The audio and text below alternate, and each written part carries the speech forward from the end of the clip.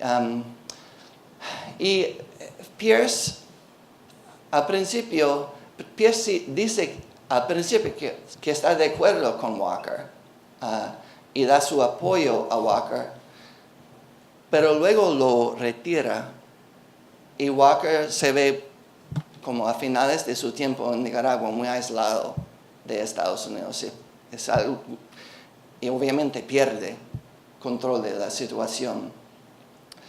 Para mí como historiador, y todavía creo que no entiendo bien esta situación, quisiera investigarlo más, pero para mí me impresiona que la compañía del ferrocarril y las compañías de vapores, es interesante que parece que no comunican mucho con el gobierno nacional de Estados Unidos. Es que como quieren operar, en inglés decimos bajo el radar, below the radar, bajo el radar. Y ellos no quieren que Estados Unidos anexione Panamá. Para ellos les sirve más una soberanía nacional, pero una soberanía débil, que ellos podían aprovecharse de esa soberanía. Entonces, yo he leído algunas cartas secretas del presidente del ferrocarril. Es muy interesante que tiene una actitud bastante cínica en cuanto a cuestiones de patriotismo. La compañía del ferrocarril son capitalistas y dependen de la bolsa de Estados Unidos, pero también en Inglaterra. Es una compañía internacional. El incidente que hubo en Rivas 4 días atrás. Sí, gracias por ese comentario, porque lo que se dice es muy importante. Yo no creo que supieran en Ciudad de Panamá sobre lo que había pasado en Rivas. Sin embargo, la coincidencia es muy importante para el surgimiento de América Latina. Entonces, usted tiene razón. En un artículo que escribí, que publiqué, La llegada del fantasma, hablo un poco de las conexiones entre las luchas en Panamá y las luchas en Centroamérica y también en California, en Alta California, donde también los latinos, se enfrentan a discriminación por los blancos norteamericanos también. Los años 50 del siglo XIX es como una época muy importante para mártires, para héroes del nacionalismo. Tenemos a Juan Santamaría en Costa Rica, obviamente José Manuel Luna. Aquí hay un héroe nicaragüense que surge en esta época. En California, el héroe, el mártir se llama Joaquín Murrieta, que luego llega a ser un héroe, un símbolo muy importante para el movimiento chicano en Estados Unidos en los años 60 y 70 del siglo XX. Sigue siendo. Entonces, si ponemos a todos estos mártires, digamos, en el mismo panorama, podemos ver que son héroes nacionales, pero este heroísmo va más allá que cualquier frontera nacional. Es una resistencia hemisférica al imperialismo de Estados Unidos y también diría de Inglaterra también, pero el enfoque en este momento es Estados Unidos. Y de ahí surge la idea de América Latina. Yo creo que, si puedo decir algo más, la historia de la élite, el papel de los intelectuales se ha contado, creo, pero lo que no se ha hecho es relacionar los escritos de los intelectuales con las luchas populares que suceden en Panamá, en Nicaragua, Costa Rica, en California. Gracias por el comentario. Bueno,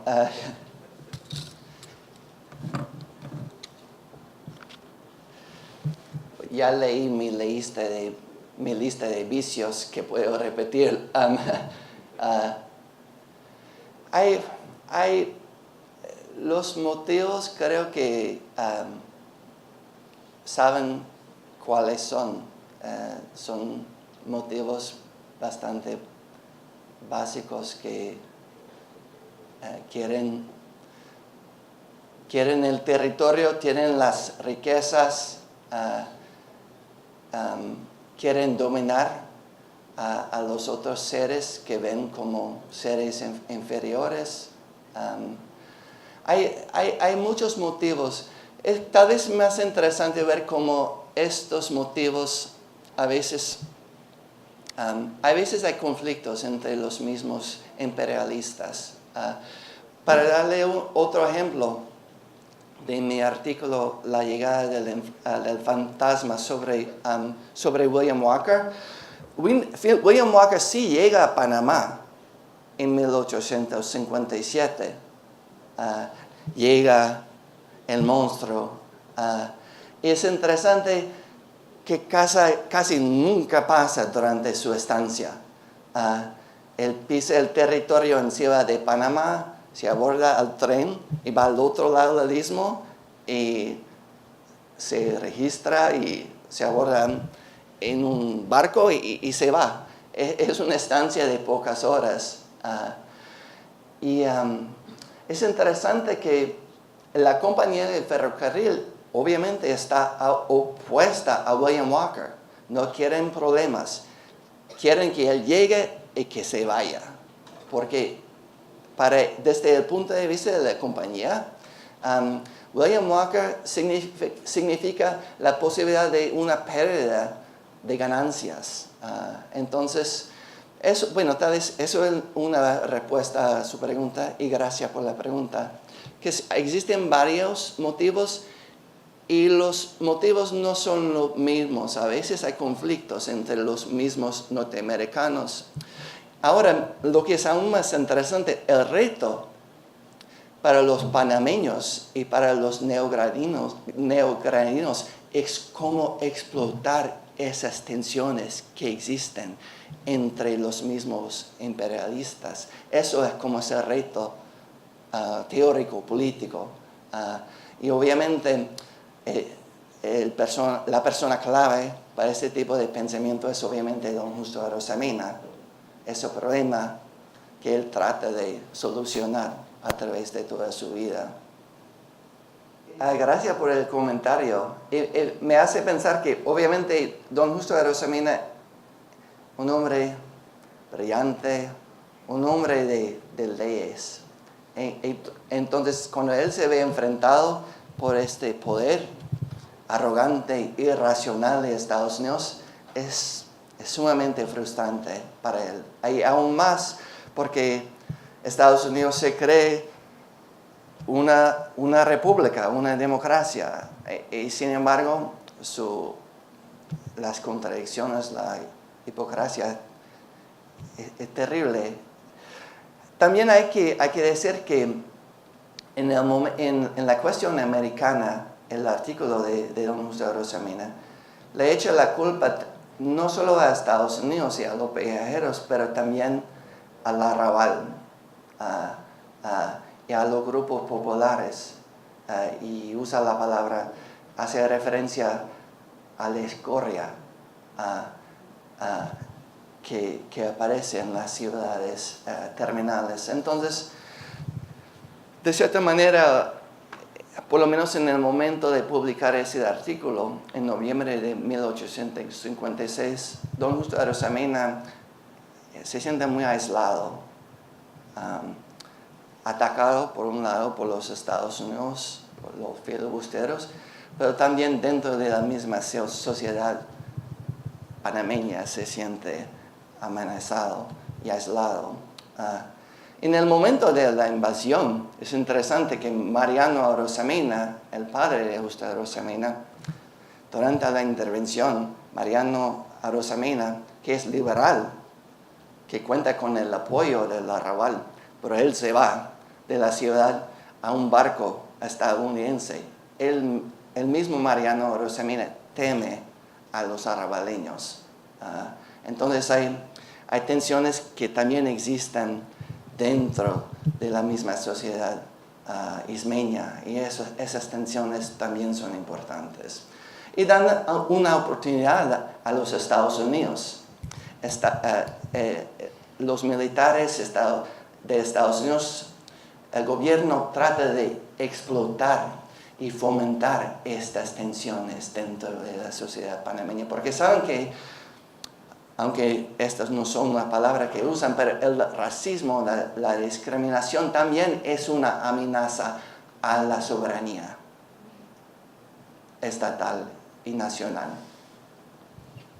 Es una pregunta interesante.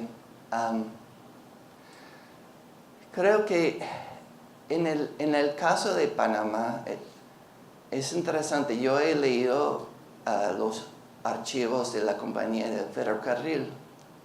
Es interesante que nunca piensan en importar esclavos para trabajar en el ferrocarril.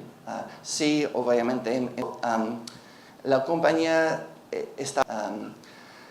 yo creo que hay un libro que acaba de salir en Estados Unidos por Michelle Goba, que se llama Empire by... Presidente del comité organizador de la conmemoración del bicentenario del natalicio del don Justo Arosemena, y a los demás miembros de la comisión por haberme concedido el honor de dar las palabras de cierre el día de hoy. Quisiera comenzar señalando de que en la década del 90 había 3 graduandos, doctorandos de historia gringuillos por Panamá, metidos por todos lados, viendo qué aprendían, hablando con gente de la calle, con historiadores, gente de los archivos. Aquí tenemos a Ein McGuinness, que se ha destacado en estudios históricos del siglo XIX panameño de forma extraordinaria. El joven Peter Sock, que también ha trabajado en historia, ha trabajado el tema de la cultura popular panameña. Thomas Percy, que ha trabajado más el siglo XX. Cada uno haya escrito algunas obras en inglés sobre la historia de Panamá. Así que Ames no es nuevo para muchos de los que estamos en este asunto.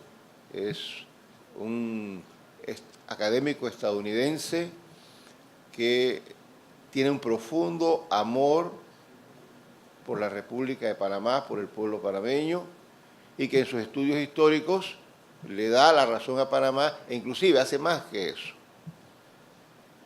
Ha ido a los archivos de Colombia, lo poco que hay en Panamá, en Estados Unidos, el Archivo Nacional, el Archivo de la Compañía, ha leído una enorme cantidad de libros, cartas, reportes sobre lo que ocurrió en aquellos años y nos ha dado de vuelta a Panamá y a los latinoamericanos una visión de ese Panamá del siglo XIX y del incidente de la Tajada de Sandía que reivindica los derechos soberanos del Istmo y los derechos del pueblo panameño a haber resistido y resistir la invasión. En el año 2004, bajo la dirección del maestro de ambos, que nos honra ser nuestro maestro, el doctor Alfredo Castillero Calvo, se publicó la Historia General de Panamá en 5 tomos, obra que esperamos sea reeditada próximamente porque se publicó y desapareció con una extraordinaria rapidez. Y aquí tenemos un trabajo de Ein McGuinness sobre los tiempos de la California, que nos va revelando la personalidad de José Manuel Lubna, alguien del cual no sabíamos nada. Un paliteño que está en Panamá, pero no sabemos quién era él. Y de pronto se convierte en una persona de carne y hueso. Y su conducta, su personalidad, se proyecta en varios niveles. Y el propio incidente de la Tajada de Sandía se va examinando en varios niveles. Luego, la llegada del fantasma, un artículo extraordinario. Y aquí ustedes tienen un fragmento del escrito en Mesoamérica, defendiendo al Istmo, la lucha contra los filibusteros en la ciudad de Panamá, que esto lo pueden bajar por PDF en internet cualquiera de ustedes. Brillante el artículo, yo lo uso como estudiante de la universidad. Y yo no voy a resumir la conferencia, ha sido brillante todo lo que él nos ha dicho y nos ha abierto puertas. Más quiero dar una vuelta al tema, que creo que siquiera se planteó por nuestro trabajo. El trabajo escrito está, en la ponencia como el tema central, el incidente de Sandía no está, pero es lo siguiente.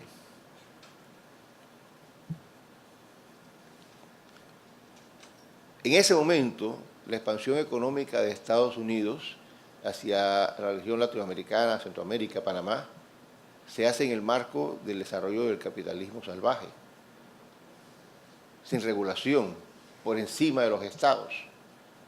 Y el caso de Panamá es rotundo. La empresa llega, necesita manos de obra, ¿y qué hace? Trae barcos de vapor en la ruta, trae mulas. ¿Para qué? Para que aquellos que prestaban los servicios queden fuera, porque lo hacen a menor precio, a mayor calidad. Y a quedarse sin empleo, la empresa se apodera de esos espacios económicos. Y la gente se siente cada vez más desposeída. La fiebre de oro de California era una oportunidad de enriquecimiento para muchos. Y por eso se dieron cuenta de que el gran capital los desplazó de este negocio. Y los desplazó sin esperanza de volver a ellos. Entonces hay mucho resentimiento en la gente en la época. Además, el trato abusivo de los norteamericanos crea ese resentimiento económico y un resentimiento personal. Entonces, la lectura que uno tiene de Ames dice, pero es que esta es una cuestión muy actual. Si nosotros no defendemos los derechos de los pueblos y las comunidades frente a la aplicación de forma salvaje, arbitraria e impositiva del gran capital, vamos a tener reacciones, porque la gente no se deja morir de hambre y reacciona. Reaccionaron en ese momento y esa reacción tuvo ecos extraordinarios en América Latina. El incidente de Sandía no fue algo que ocurrió y quedó allí. Tuvo repercusiones extraordinarias en ese momento y definitivamente ha tenido un eco que por la reacción del público el día de hoy nos evidencia que aún está vigente el día de hoy.